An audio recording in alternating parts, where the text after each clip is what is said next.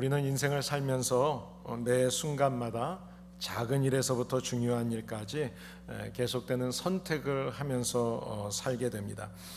여러분 혹시 선택을 이렇게 해야 되는 순간에 이걸 어떻게 하지? 이쪽을 선택할까? 저걸 선택할까? 망설여 본 기억이 있으십니까? 우리가 여러 가지 결정 중에 아무것도 결정하지 못하거나 또 선택하지 못했다 할지라도 그래도 시간은 흘러가게 됩니다. 무의미하게 지나가는 시간도 우리가 무의미하게 시간을 지내기로 결정했기 때문입니다. 우리가 아무것도 선택하지 않은 것도 사실은 우리의 선택의 결과인 것입니다. 우리가 순간의 선택으로 평생 동안 무거운 짐을 져야 되는 경우도 있고, 우리가 순간의 선택을 잘해서 우리의 삶을 행복하게 살게도 됩니다.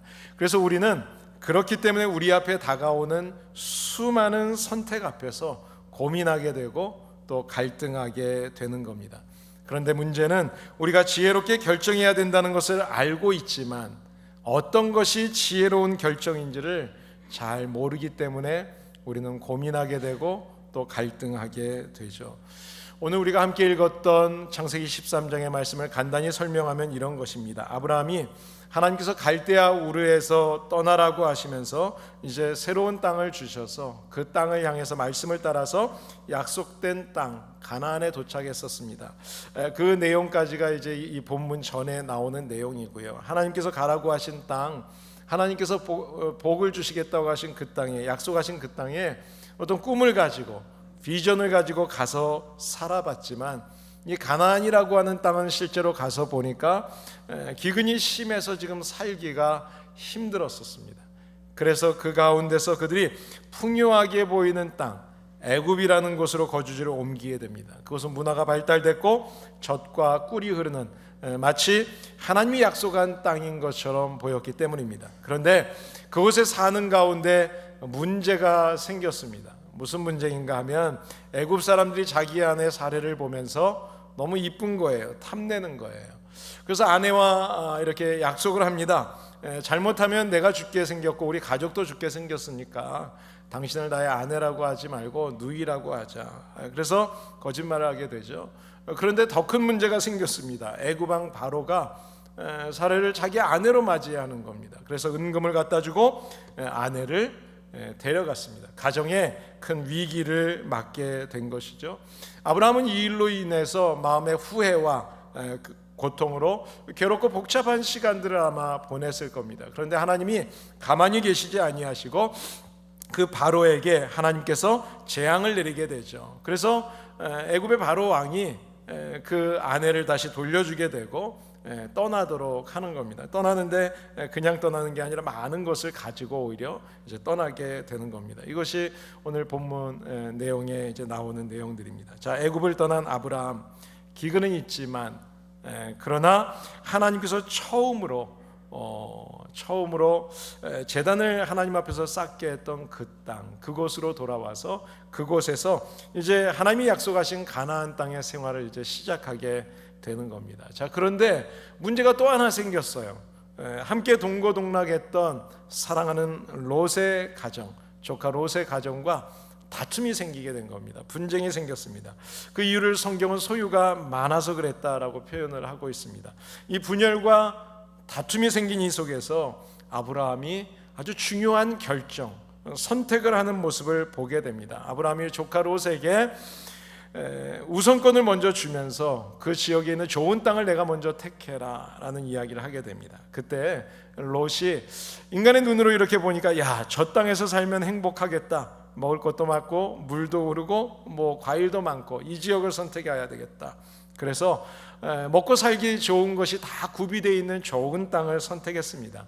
인간이 행복할 수 있을 것이라고 생각했던 그 조건을 다 갖췄다고 생각하는 그 애굽 땅으로 갔는데, 그 땅으로 갔는데 그곳에서 그 요단에서 이제 소돔성, 그 성이 이제 아주 좋은 곳이라고 생각을 했는데 롯은 그곳에서 많은 것을 누리는 것 같았지만 결국 그의 인생, 그의 종말은 비참하게 결말을 내리게 되죠. 자, 그런데 조카 롯이 원하는 땅, 그 땅으로 양보하고 아브라함은 이제 가나안 땅에 머무르게 되죠. 황무지고 기근이 있는 땅이었습니다. 그런데 그곳에서 하나님께서 축복해 주시고 그곳에서 복의 근원이 되게 하시는 모습이 등장하게 됩니다. 아브라함이 하나님의 축복을 받을 수 있었던 인생에 대한 이유가 무엇일까? 오늘 본문을 통해서 중요한 선택의 순간에 아브라함이 어떤 선택을 했느냐, 하나님 앞에서 바로 선택한 그 올바른 선택 때문에 이런 축복을 누릴 수 있었다는 것을 보게 되면서, 그렇다면 그런 의미에서 오늘 우리가 우리의 인생길에서 수많은 선택의 순간이 있을 때 바른 선택, 후회 없는 선택을 하기 위해서 해야 될, 지켜야 될 중요한 원칙이 뭔가를 오늘 본문의 아브라함의 선택을 통해서 우리는 배울 수 있다고 생각을 합니다. 그 첫 번째는 먼저 실패를 반복하지 않는 선택을 했다는 것입니다.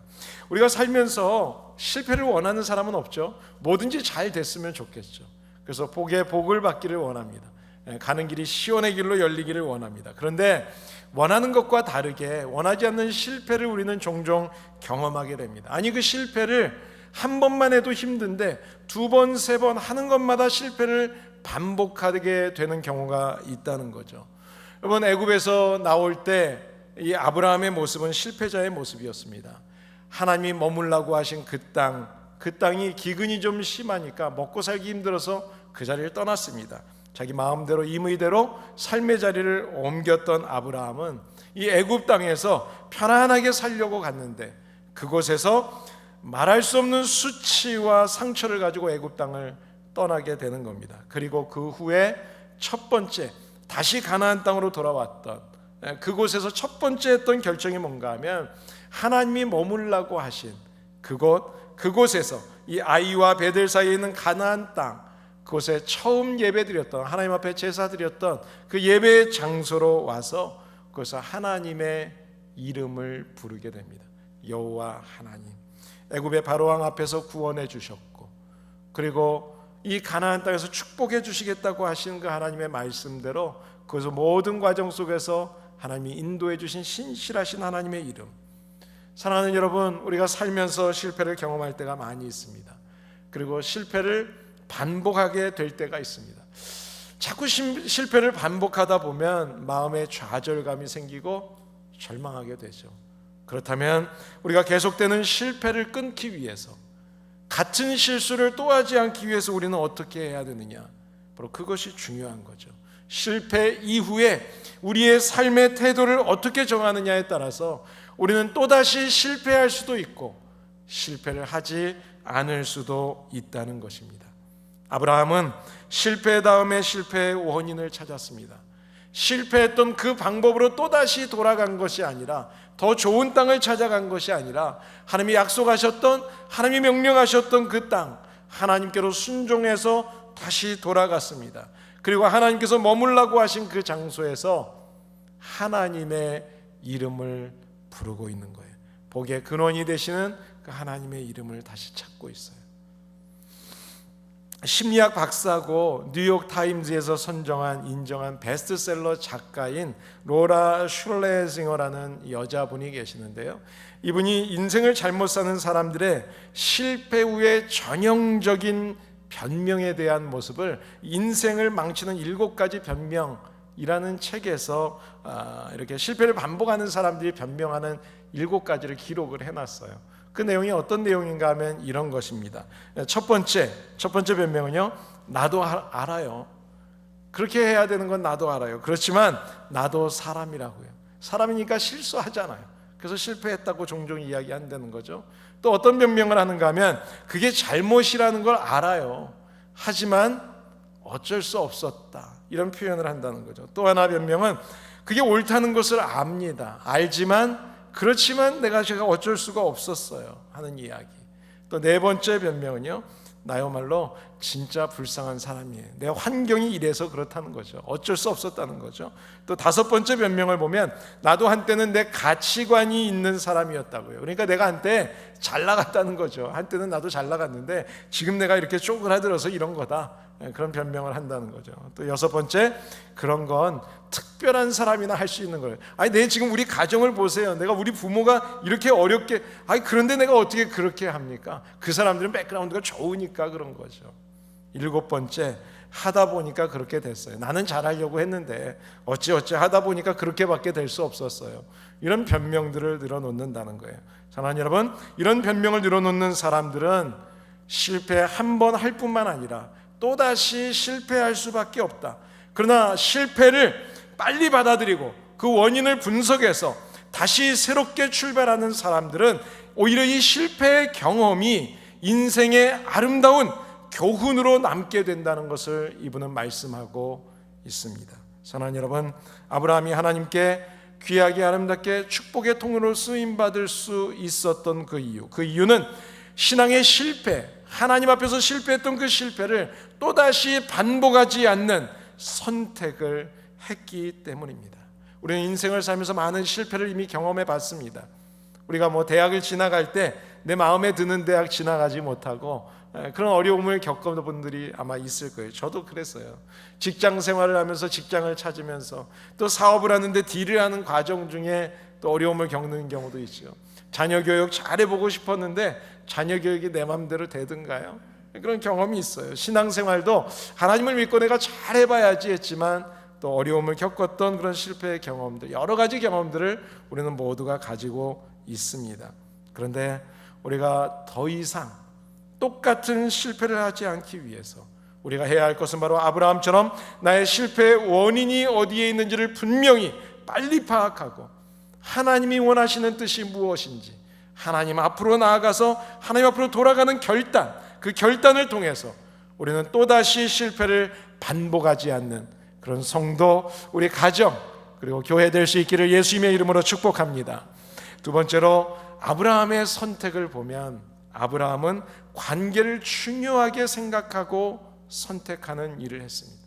아브라함의 삶을 보게 되면 이 선택 이후의 모습을 보면 하나님과의 관계를 중요하게 생각하고 그리고 사람과의 인간의 관계를 중요하게 생각하는 사람이었습니다. 본문 8절 9절 말씀을 보면 아브라함의 가정에 문제가 생겼다는 것을 우리가 보게 됩니다. 두 가정에 문제가 생겼어요. 아브라함이 롯에게 이르되 우리는 한 친족이라 나나 너나 내 목자나 서로 다투게 하지 말자. 내 앞에 온 땅이 있으니 네가 먼저 선택하라. 그렇게 얘기해요. 다툼이 생겼어요. 그 다툼의 원인이 뭔가 하면 5절에서 6절 말씀을 보게 되면 소유의 넉넉함 때문이었습니다. 양과 소가 많았어요. 그러다 보니까 두 가정이 함께하기가 힘들었어요. 그 목초 이 초원에서 이렇게 뜯어 먹어야 되는데 이것도 너무 부족하고 그래서 안 되겠다는 거죠. 소유의 넉넉함.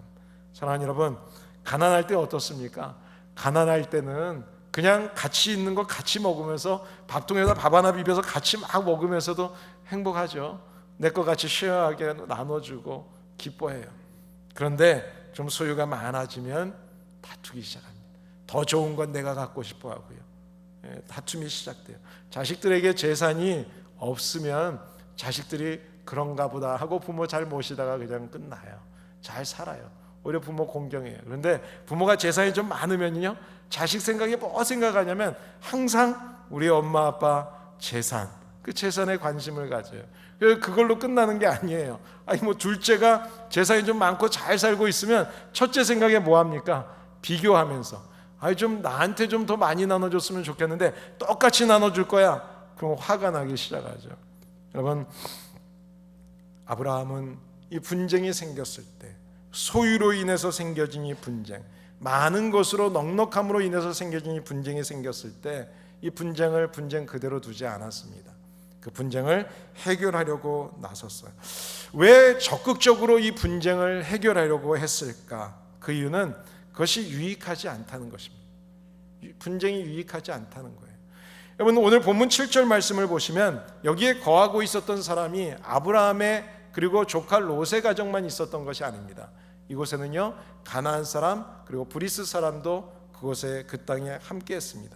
어느 날 가나안 땅에 살고 있는 사람들 앞에 한 가정이 온 거예요. 아브라함과 그 조카의 롯의 가정이 이주를 한 겁니다. 이주에 왔는데 이방인들이 보니까 이 사람들이 하나님을 섬긴다 그래요. 하나님을 섬긴다고 단을 딱 세워놓고 그곳에서 하나님 앞에 예배하고 찬양하고 기도하고 있습니다. 그런데 어느 날 보니까 재산 문제 때문에 싸우는 거예요. 그거 가지고 막 아기다툼하고 싸워요. 여러분, 그렇게 된다면 그 사람들이 어떻게 생각하겠어요? 그것 때문에 하나님의 이름이 더럽혀질 수 있다. 하나님의 영광이 가리워진다는 거죠. 그것을 알았어요. 그래서 아브라함은 이 분쟁이 하나님 앞에 유익하지 않다는 걸 알았습니다. 그래서 그것을 해결하려고 나서는 거예요. 여러분, 우리는 교인입니다. 우리가 성도라고 이야기하고 다녔기 때문에 저 목사예요, 장로예요, 어느 교회 다녀요 라고 이야기했기 때문에 사람들이 성도인지 알고요, 그리고 믿음 안에서 산다는 걸 알아요. 무슨 문제가 있으면 그 문제를 하나님 앞에서 해결한다는 걸 알아요. 교회 다니는 사람들은 원수까지도 용서해야 된다는 것을 안 믿는 사람들이 더 잘 알아요. 그런데 어느 날 보니까 지들끼리 싸우는 거예요. 재산 때문에 싸우고, 가정에서 싸우고, 교인들끼리 싸우고, 비교하고, 다투고, 이런 모습을 본다고 생각해 보세요. 그렇다면 전도의 문이 닫히게 되는 거죠. 아브라함은 롯과의 분쟁 가운데서 롯이 분쟁의 대상이 아니었습니다. 롯이 분쟁의 상대가 아니라는 것을 알았어요. 롯은 오히려 아브라함에게 있어서는 사랑의 대상이었어요. 롯은 어땠습니까? 아브라함의 사랑을 받고 자란 사람입니다. 아브라함은 롯을 지극히 사랑했습니다. 그래서 내 본토 친척 아비 집을 떠날 때도 이 롯을, 조카 롯을 데리고 가죠. 부모가 없는 조카 데리고 함께 했습니다. 롯이 사랑의 대상이기 때문에 분쟁을 하려고 하지 않는 거죠. 여러분, 왜 분쟁을 우리가 빨리 해결해야 되느냐? 갈라디아서 5장에 보면 분쟁의 결과에 대해서 이야기합니다. 여러분, 분쟁이 생기잖아요. 그 결과는 피차가 멸망하는 겁니다. 분쟁이 생기면 내가 싸워서 저 사람을 이기는 게 아니라 그 사람과 내가 둘 다 손해를 본다는 거죠. 여러분 생각해 보세요. 여러분, 무슨 회사가 아니면 교회도 요새는 그러더라고요. 다툼이 생기고 분쟁이 생기면 제일 먼저 찾는 게 누구예요?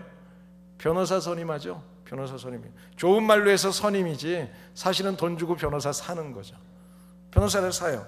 다툼이 생기면 가장 많이 돈 버는 사람이 누군 줄 아세요? 변호사가 돈 제일 많이 버는 것 같아요. 특히 교회는 더 그래요. 분쟁이 없으면 변호사가 필요가 없습니다. 다투면 마음이 상하고 돈도 나가게 되고, 그뿐만 아니라 관계도 어려워지게 되죠. 다툼은 피차간에 서로에게 상처가 되고 멸망하는 겁니다. 그러니까 한번 갈 때까지 가보자. 여러분, 갈 때까지 가면은요, 둘 다 멸망하는 거예요. 비록 아브라함의 목자들과 롯의 목동들의 분쟁은 있었지만 롯은 자기가 돌봐야 될 대상이고, 그리고 롯은 내가 사랑해줘야 될 대상이라는 것을 아브라함은 잊지 않았어요. 그래서 너와 나는 골육이 아니냐, 친척이 아니냐, 이런 표현을 쓰는 겁니다. 자, 그러면 아브라함은 분쟁을 해결하기 위해서 어떻게 했을까요? 창세기 오늘 본문 말씀의 8절 말씀을 보면 아브라함이 먼저 조카 롯을 찾아갑니다. 그래서 아브라함이 롯에게 이르되, 여러분, 무슨 분쟁이 생겼을 때 나이 어린 사람, 아이가 어른을 찾아가서 죄송합니다 하는 게 맞아요? 어른이 아이를 찾아가서 미안해요 그러는 게 맞아요? 요즘에 거꾸로 부모들이 아이들한테 미안해 하는 경우들이 참 많다 그래요. 은혜 받은 사람이 찾아가야 됩니까? 은혜를 베푼 사람이 찾아가는 게 맞습니까? 당연히 조카 롯이 삼촌에게 찾아가서, 삼촌 죄송해요, 제가 목자들을 잘못 가르쳐서 잘못 거느려서 죄송합니다, 이것이 도리죠. 그런데 아브라함은 분쟁을 하기 위해서 먼저 조카 롯을 찾아갔습니다. 아브라함이 조카 롯을 찾아갔다고 하는 것은 아주 중요한 의미가 있습니다. 아브라함이 조카 롯을 찾아간 것은요, 자기의 자존심을 내려놓은 것입니다. 여러분, 부부간에 이렇게 다툼이 있을 때 남자들이 이 자존심을 건드리면은요, 그러면 큰 싸움이 돼요. 별것도 아닌데 남자들이 자존심에 아주 목숨을 걸어요. 목숨을 걸어요. 이 자존심에 목숨을 거는 사람들이 많은데, 이 자존심 어떻게 꺾을 수가 있을까요?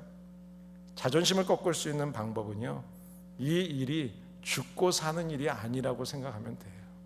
별것 아니에요. 죽고 사는 일이 아니면 아무 일도 아닙니다. 다 별일 아닙니다.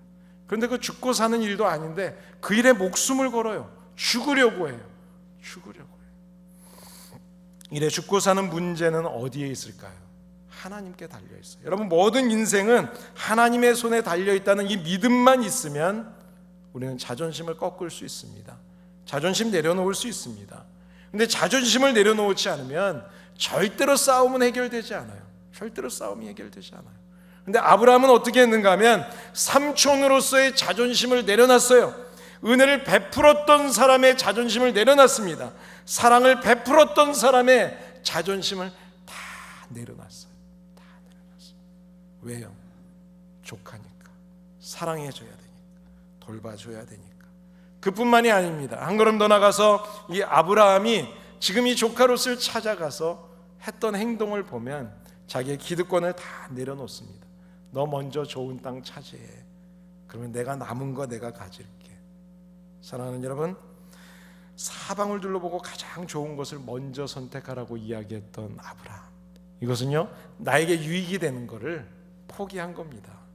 내게 유익이 되는 것을 준 거예요.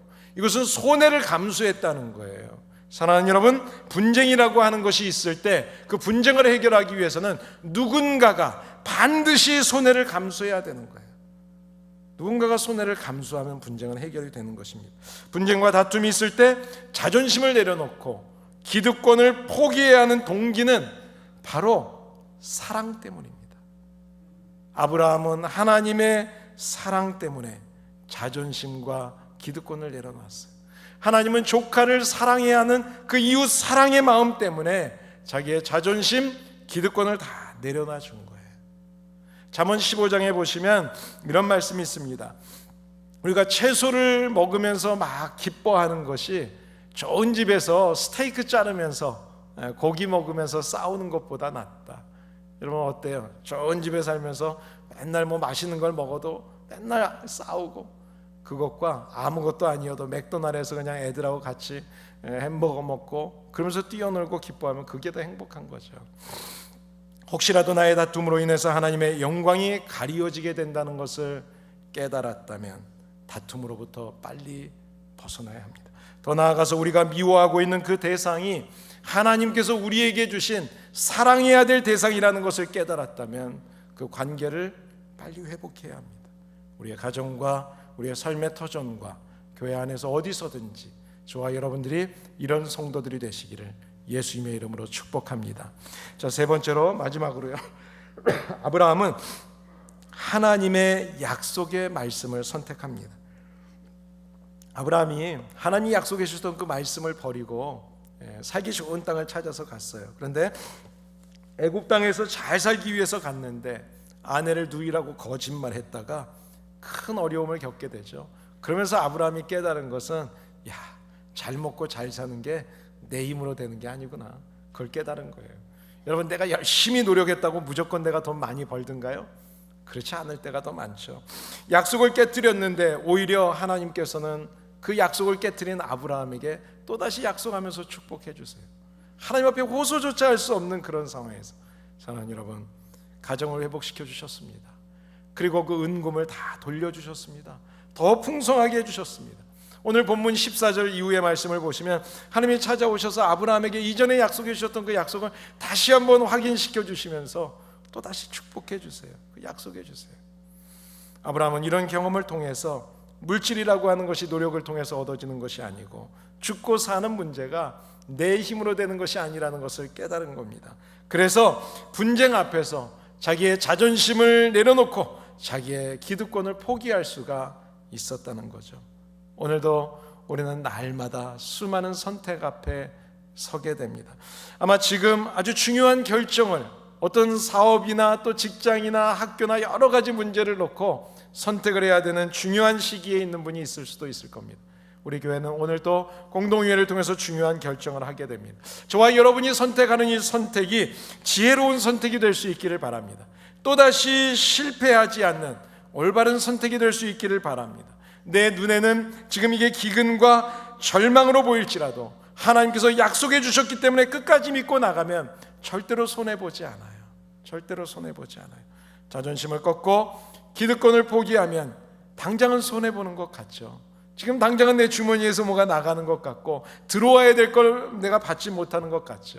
그러나 내 인생의 주인 되신 하나님께서 내가 어디에 있든지 주님과 동행하며 하나님의 말씀을 따라서 지키면 우리 하나님께서 우리를 도와주시되 광야에서도 시내를 주시고 광야에서도 푸른 초장을 만들어 주시는 하나님이신 것을 분명하게 믿으시기를 바랍니다. 할렐루야. 그래요. 탈무드에 지혜에 대한 좋은 글이 있어서 여러분에게 잠깐 소개합니다. 아들이 있던 아버지가 아들을 멀리 떠나보내고 이제 뭐 일을 좀 심부름을 시킨 것 같아요. 그런데 아버지가 갑자기 중병에 걸린 거예요. 그래서 오늘날 하는 상황이 되니까 유서를 썼습니다.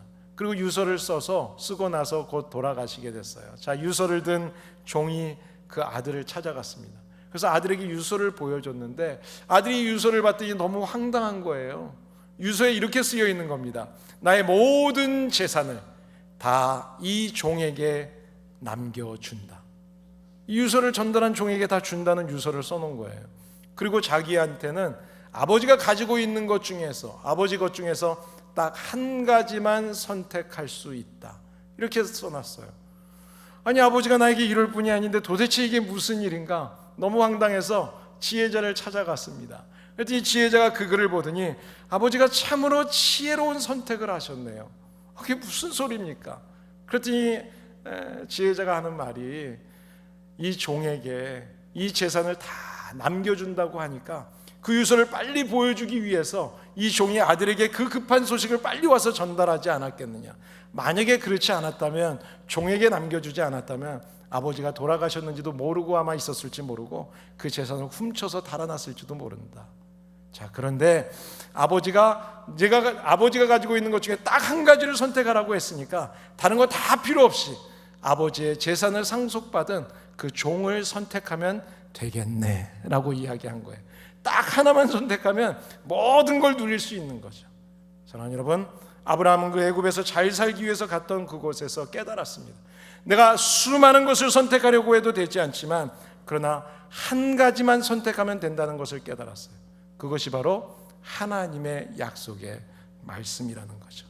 그래서 아브라함은 이제는 한 가지만 선택하면 모든 행복을 가질 수 있다는 것을 깨닫고 하나님의 약속의 말씀을 선택했더니 자존심을 내려놓게 되는 거예요. 기득권도 포기하게 되는 거예요. 그리고 하나님의 영광만을 위해서 살 수 있는 사람이 되었고, 그래서 하나님의 축복의 통로가 되게 되었던 것입니다. 사랑하는 여러분, 죽고 사는 문제가 아니면 다 아무것도 아닙니다. 한번 따라하겠습니다. 죽고 사는 문제가 아니면 아무 문제도 아니다. 정말 그렇게 생각하세요? 그래요, 여러분. 하나님의 영광을 위해서 우리의 자존심, 기득권 다 내려놓으면 하나님이 축복하세요. 하나님이 축복하세요. 오늘 우리는 엠마오 장로교회와의 통합을 놓고 공동위회를 하게 됩니다. 이 일은 사람이 계획한 게 아닙니다. 목사들이 우리 어쩌자, 장로님들 몇 명이 어쩌자, 그렇게 시작된 게 아닙니다. 우리 교회가 작아졌지만 저는 강한 교회가 될 수 있다고 믿었습니다. 그리고 우리 교회 와서 부임해서 계속해서 여러분들에게 나누었던 말씀이 우리 다음 세대들, 그리고 우리 주변 사람들에게 나누어 줘야 하고 베풀어 줘야 하고 우리 다음 세대들을 축복해 줘야 된다고. 그래서 EM교회를 EM 시니어 패스터를 세워줘야 하고 그분이 목회자를 다 세워야 하고 그분 마음껏 목회할 수 있도록 분리시켜줘야 된다고. 그런데 여러분이 감사하게도 이 뜻에 함께해 주셨고 하일랜드 코너스톤 교회를 하나님께서 보내주셔서 우리 EM, 우리 대학생들, 우리 EM 학생들과 한 교회가 되게 하셨어요. 그래서 부활주일날 너무 행복한 예배를 우리가 드렸습니다. 자, 그런데요, 우리의 기득권을 내려놓고 그리고 장소도 제공해주고 목회자 사례비도 내주고 우리가 헌신했더니 지금 EM이 얼마나 행복해하는지 모르죠. 우리 자녀들이 너무너무 좋아해요. 자, 그런데 그뿐이 아니었죠. 지난해 9월 달에 갑자기 6월에 이 인근 교회 엠마오 장로교회 건물을 팔았습니다. 그런데 이제 팔고 3개월 동안에 교회 건물을 찾는데 못 찾는 거예요. 혹시라도 못 찾으면 제가 자신 있게 얘기했어요. 우리 교인들을 믿었기 때문에 언제든지 나한테 부탁하라고. 그럼 우리가 예배 드리고 난 이후 시간에 마음껏 쓰게 해주겠다고. 그런데 실제로 그 일이 사건이 터진 거예요. 갈 데가 없어서. 그래서 그 부탁을 듣고 우리 장로님들에게 그 이야기를 나눴고 장로님들 그렇게 해주십시다. 그리고 그날 카운슬이 열리기 전에 설교에 제가 말씀을 드렸고 성도들이 기쁘게 받아주셔서 우리가 이 장소를 무료로 렌트비 받지 않고 내주기로 했죠. 그리고 함께 새벽 예배는 같이 드리고 또 예배 시간이 다른 것들은 나눠서 드리고, 또 그중에 절기 예배 때는 함께 연합 예배를 드리면서 우리가 함께 만나고 교제할 수 있는 기회를 갖게 됐습니다. 그러는 중에 자연스럽게 우리 두 교회가 한 마음이 됐으면 좋겠다. 그런데요, 저는 다른 것보다 비전이 같아서 좋았어요. 그 교회도 건물을 판 이유가 바로 여기서 우리 노인들만 있는 이런 교회가 아니라 다음 세대들에게 나누어 주자. 그래서 건물을 판 교회예요. 그래서 우리와 같은 마음으로, 여러분, 우리가 이 기득권을 포기하고, 이 장소 너무 좋죠, 이 예배당 너무 좋죠, 그러나 이곳에서 그냥 우리끼리 예배 드리는 것으로 만족하지 말고 우리 젊은이들이 있는 곳에 가서 그들에게 우리가 마음껏 헌신해 줍시다. 그래서 우리도 교회 매각을 결정한 거잖아요. 자, 그런데 하나님께서 그 일을 더 열심히 잘해보라고, 작지만 강한 교회가 되고 싶었는데 그 작은 교회가 더 튼튼한 교회가 될 수 있도록 두 교회에게 이런 만남을 허락해 주셨습니다. 사랑하는 여러분, 이 모습 앞에서 함께 기도하고 여러분이 결정해 주셨으면 좋겠습니다. 선택하는 데는 많은 것 중에서 하나를 선택하는 것이 있고, 두 가지 중에서 하나를 선택하는 게 있습니다. 많은 것 중에서 하나를 선택하는 거는요, 내가 좋아하는 거 하나 선택했다가 언젠가 또 버릴 수 있고 더 좋은 다른 거를 선택할 수 있어요. 우리가 자동차를 바꿀 때 자동차 많죠. 회사도 많고 종류도 많죠. 그래서 언제든지 우리가 또다시 바꾸고 마음이 안 들면 새롭게 변할 수 있는 겁니다. 그러나 두 가지 중에 하나, 이것이냐 저것이냐를 선택하는 이것은 너무나 중요한 것입니다. 이것은 그냥 일반적인 선택이 아니라, 상품적인 선택이 아니라 우리의 행복을 위해서, 우리의 행복에 대한 절대적인 조건이에요. 내가 어떤 것을 선택하느냐에 따라서 불행해질 수가 있고, 어떤 것을 선택하느냐에 따라서 행복할 수가 있습니다. 이 둘 중에 하나를 선택했을 때는 반드시 결단이 필요합니다. 결단이 있어야 선택할 수 있는 거예요. 왜냐하면 이 둘 중에 하나를 선택하는 것은 선택에 대한, 이 결단에 대한 책임을 져야 되기 때문에 그렇습니다. 사랑하는 여러분, 우리 교회가 오늘 공동의회를 통해서 분명한 결단을 한다면 그 결단은 반드시 지켜야 합니다. 왜요? 우리 다음 세대 때문에, 우리 다음 세대 때문에. 우리의 꿈은 다음 세대, 우리 자녀들이, 다음 세대를 위해서 우리 하나님께서 우리에게 더 좋은 기회를 주셨다고 저는 믿습니다. 이 기회를 통해서 저와 여러분들이 하나님의 교회, 정말 마음껏 주님 앞에 쓰임받을 수 있는 그런 교회가 되었으면 좋겠습니다. 여호수아 24장 15절에 보시면 여호수아가 아주 중요한 결단, 두 가지 중에 하나를 결단해야 되는 중요한 결단에 대한 이야기를 합니다. 그 결단은 바로 이겁니다. 만일 여호와를 섬기는 것이 너희에게 좋지 않게 보이면 강 저편이나 너희 선조들이, 열조들이 섬기던 것을 택해라. 마음대로 해라.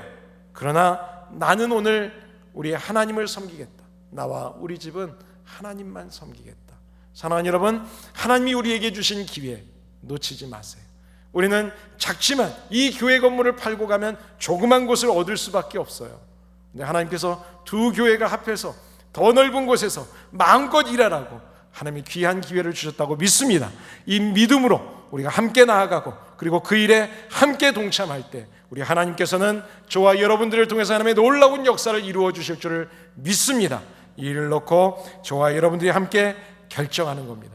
여러분, 어떤 선택을 하시겠습니까? 선택은 여러분의 자유입니다. 그러나 책임은 우리 스스로가 져야 합니다. 우리 다음 세대를 향해서 나아갈 약속의 땅을 바라보면서 우리가 기도할 때 하나님께서 허락해 주신 이 기회 앞에서 중요한 선택을 주님 하나님 앞에서 선택합니다. 이 선택에는 반드시 자존심을 내려야 합니다. 우리의 이름도, 우리의 교단의 백그라운드도, 그리고 우리의 가진 모든 것들을 다 내려놓아야 합니다. 왜요?